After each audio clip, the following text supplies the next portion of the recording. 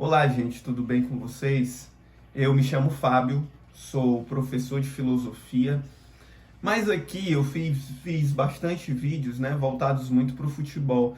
Mas a gente que é professor, a gente acaba sendo afetado por várias questões, a questão dos alunos, a questão salarial. Sou professor da rede estadual do Ceará. Tô tão professor hoje, ó, que eu vou tomar um cafezinho com vocês, bebida preferida de qualquer professor, para a gente conversar um pouco sobre o novo ensino médio nessa manhã de domingo, ou você que está assistindo em outro momento, no dia que você estiver assistindo, aqui de Fortaleza, num dia um pouco chuvoso, nublado, mas um dia importante também para a gente discutir sobre educação e que educação nós queremos e que projeto educacional a gente quer enquanto professor. Bom, gente, como vocês devem saber, né? O novo ensino médio foi algo, né, que foi efetivado no Brasil ali, né, a partir da queda da Dilma, que na minha compreensão e na compreensão de tantas outras pessoas foi um golpe parlamentar, institucional, em que uma presidenta legitimamente eleita pelo povo trabalhador foi derrubada sem crime de responsabilidade, numa articulação com as elites nacionais, com as elites estrangeiras e com setores da mídia. Esse golpe efetivou, de certa forma, um programa de caráter neoliberal, certo? De retirada de direitos históricos da classe trabalhadora, do povo trabalhador brasileiro. A gente pode observar que no programa do golpe, e que se efetivou, foi muito bem sucedido contra nós, a reforma da Previdência, a reforma trabalhista, e não está fora disso, a reforma do ensino médio, que foi estabelecida nesse momento, que foi uma das partes do programa golpista de Michel Temer e que afeta, a partir desse ano, aqui no Ceará, desde o ano passado, afeta efetivamente a vida dos nossos alunos e a nossa vida enquanto professor, do ponto de vista de que aulas nós iremos dar. Bom, o que é o novo ensino médio? O que caracterizou essa reforma? Já falei, né, que ela se caracteriza por ser parte de um programa golpista do Michel Temer, mas ela se caracteriza por formulação de uma nova base nacional comum curricular e que uma parte da carga horária, se eu não me engano, 60% da carga horária seria da base nacional comum e 40% estaria à escolha do estudante, e que o estudante teria 4 eixos para poder escolher que destino ele poderia ter, né, no processo de formação: ciências da natureza, matemática, linguagens e ciências humanas. Então, se propôs que parte da carga horária estaria à escolha do aluno, mas isso tem diversos problemas. Vamos pensar primeiro quem foi que financiou, quem são os maiores atores, artífices desse programa. Eu fui aqui no site, certo, do Instituto Lehman, do Instituto Unibanco, do Instituto Ayrton Senna, da Fundação Bradesco. Todos esses grupos econômicos são calorosos defensores do novo ensino médio. E as razões pelas quais eles alegam defender é que a educação brasileira é muito ruim, a educação pública, e essa educação ela tem que ser voltada para o século XXI. Ou seja, os ensinos, a forma como se dispunha o ensino era uma forma antiquada, que desmotivava o aluno, que levava o aluno ao abandono escolar, evasão escolar, que levava o aluno a uma desmotivação. Só que, claro, gente, com interesses muito escusos, e nós vamos saber no finalzinho do vídeo que interesses são esses. Não dá para a gente analisar qualquer questão educacional, como a gravíssima questão da evasão escolar que eu enfrento e que você que é professor deve enfrentar no seu cotidiano da escola pública, somente nesse aspecto. O aluno não abandona seus estudos porque o ensino na concepção dele seria ruim. Ele abandona por questões sociais, a criminalidade, a pressão familiar, né, de condições muito precárias de reprodução de vida, que ela acaba indo, né, atrás de um emprego e acaba abandonando os estudos. No caso de meninas, né, a gravidez indesejada, a gravidez na adolescência, que é um fator primordial do ponto de vista do abandono escolar. Então não dá para se analisar a evasão escolar e desmotivação de um aluno que têm condições objetivas de vida muito precárias. Então esse argumento é falho, certo? Esse argumento que é utilizado por grupos econômicos. Então quem defende o novo ensino médio? Quem é ardiloso defensor dessa política? São instituições que vendem consultoria às secretarias de educações estaduais e municipais. Esses grupos, nos últimos anos, têm ganho muito dinheiro, influenciando diretamente nos trâmites, nos destinos da educação pública no Brasil, e aqui no estado do Ceará não é diferente. Quem pensa uma série de políticas educacionais são esses institutos. Enquanto as universidades locais, enquanto os grupos de pesquisa que pensam de fato a educação são deixados de lado. Então, quem defende o novo ensino médio, em grande medida, são grupos econômicos. E como nós sabemos, tais grupos possuem interesses muito escusos. Esses grupos possuem interesses muito bem determinados, têm interesses bem estabelecidos. Me enrolei um pouquinho aqui, mas é a vida. Bom, então o novo ensino médio se caracteriza por isso, né? Se caracteriza por ser essa política que determina ali um pouquinho da carga horária para o aluno escolher. E outra coisa, para a gente não se esquecer, a terceira, essa primeira análise aqui que a gente está fazendo é observar, certo? Que também, como uma das diretrizes do novo ensino médio, se estabelece o notório saber. O que é o notório saber? É você que se considera apto a dar um determinado conteúdo, a partir de então você pode ministrar aulas no ensino médio. Ou seja, eu sou professor de filosofia, pode vir uma pessoa formada em direito e poder estabelecer, dar os conteúdos da filosofia porque ele se julga ou porque ele tem notório saber na área. Isso também é muito prejudicial do ponto de vista do professor, que fica sem emprego, mas do aluno, que não vai ter uma educação de qualidade. Bom, outro elemento que a gente pode destacar nessas questões sobre o novo ensino médio é o abandono do conteúdo. Conteúdos que são essenciais para o aprendizado de qualquer aluno têm sido abandonados no novo ensino médio. Saiu uma matéria recentemente no jornal O Globo, não é um defensor da educação pública, mas a gente pode analisar a partir daqui, que os alunos agora têm aula de como fazer um brigadeiro caseiro, de como fazer um bolo de pote, aula de RPG, e estão tendo uma trilha de um negócio chamado O Que Rola Por Aí.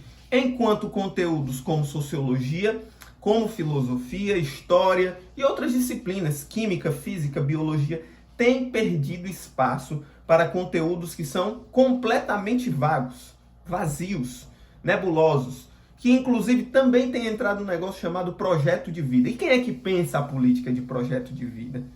A política educacional está totalmente relacionada com isso. Então, o projeto de vida para o Instituto Lehman, para o Instituto Unibanco, é que o filho do pobre desenvolva atividades que são majoritariamente precárias no mundo do trabalho atual. Ou seja, se enfraquecem conteúdos que são conteúdos essenciais, porque a função do ensino médio é perpassar conteúdos que foram acumulados na humanidade para estudantes. É perpassar conhecimento, é dar a estudantes da escola pública conhecimento sobre questões que são essenciais para a sua vida.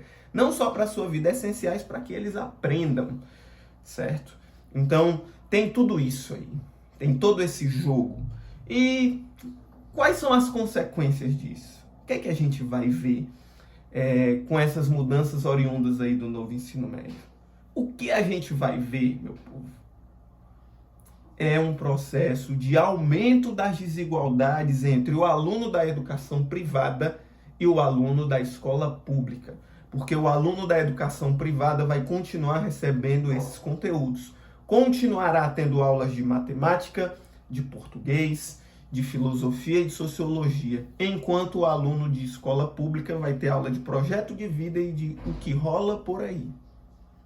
Enquanto o aluno, das escolas privadas terão laboratórios de física, de astronomia, não é astrologia, viu? Astronomia, que é ciência, de robótica, os alunos de escola pública terão aulas de como fazer um bolo de pote caseiro.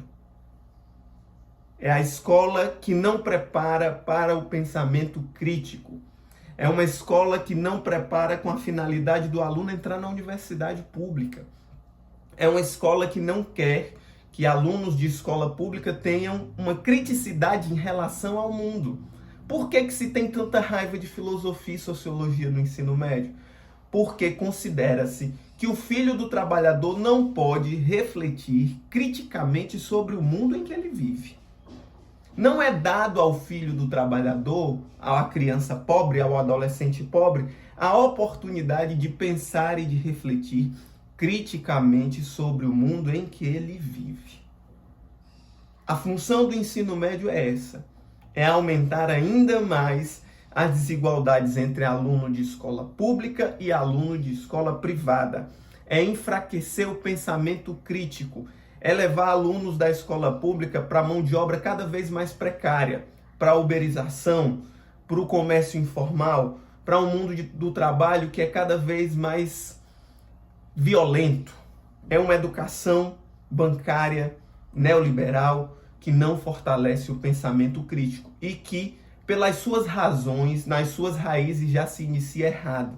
Porque foi em um governo ilegítimo, num governo de inclinações golpistas, onde professores e alunos não foram ouvidos sobre que educação eles querem, e quem determinou as diretrizes da nova BNCC, as diretrizes do que seria o novo ensino médio, foram instituições ligadas ao mercado financeiro, como eu falei lá no começo, Instituto Unibanco, Fundação Lehman, a fundação de um dos homens mais ricos do Brasil, que inclusive está envolvido lá na fraude das lojas americanas, na privatização da Eletrobras. São esses atores que defendem o novo ensino médio. E a gente quer uma resposta do governo. O governo Lula foi eleito com uma proposta social de retroagir, de parar esse processo de sangria contra os trabalhadores, contra o povo trabalhador. Mas qual é a resposta que o governo tem dado sobre o novo ensino médio?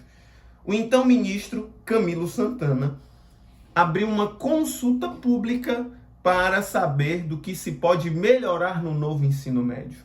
O que os professores, o que os estudantes querem não é melhora no novo ensino médio, porque esse projeto já nasce morto.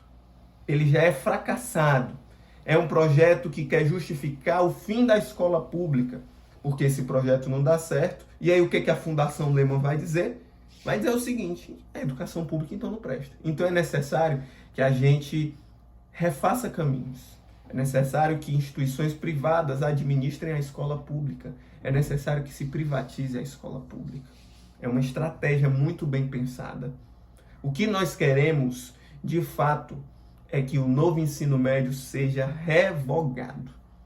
Não há qualquer tapa-buraco que possa solucionar os graves problemas que estão na raiz dos problemas do novo ensino médio.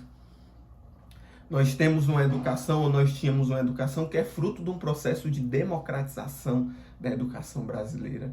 Não se dá para pensar a educação brasileira e mudanças na educação sem pensar melhores condições de trabalho para professores, melhor condição salarial, melhor condição de vida.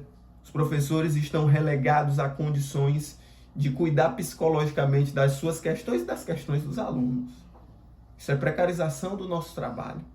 Outra coisa importante, não se dá para pensar mudanças efetivas na educação brasileira sem pensar na mudança das estruturas de nossas escolas. Essa semana, no Ceará, caiu um teto de uma escola estadual. Como é que nós vamos pensar a mudança da educação, sendo que alunos não têm segurança de estar numa sala de aula porque o teto pode cair? Como nós podemos pensar mudanças na educação brasileira de fato, se grande parte das nossas escolas não possui quadra, laboratório, acesso a livro didático, acesso à internet, acesso a saneamento básico, a água com qualidade? Como é que a gente pode pensar mudança na educação só mudando o ensino médio e achar que isso automaticamente vai mudar? Pensado logo por institutos que são inimigos da educação pública. Não dá para pensar a mudança na educação pública sem ouvir a sociedade civil, sem ouvir professores, sem ouvir alunos, sem ouvir a universidade que produz pesquisa, a universidade pública brasileira que tem produzido importantes pesquisas sobre a educação brasileira. Não dá para pensar as mudanças da educação pública sem mudar a estrutura de nossas escolas. Não dá para pensar a mudança da educação pública com professores que estão desmotivados, com a precarização do professor, sem concurso público, sem aumento salarial efetivo na vida do professor, sem professores que não têm tempo para estudar, para pesquisar, porque dão imensas quantidades de aulas. Não é mudando o ensino médio para pior que a gente vai pensar nisso. Aliás, nós vamos só piorar a educação, porque os professores agora dão conteúdos, ministram conteúdos que são conteúdos cada vez mais dissociados da sua formação de origem. O professor de filosofia tem que dar trilhas, o professor de português tem que dar trilhas sobre assuntos que são os mais diversos, que estão fora do seu escopo de formação. O livro didático foi empobrecido, foi diminuído. Então, não há solução para o novo ensino médio que não seja a sua revogação. Você pode estar dizendo aqui para mim, mas Fábio, então a gente vai revogar, mas o ensino médio anterior era ruim e tal.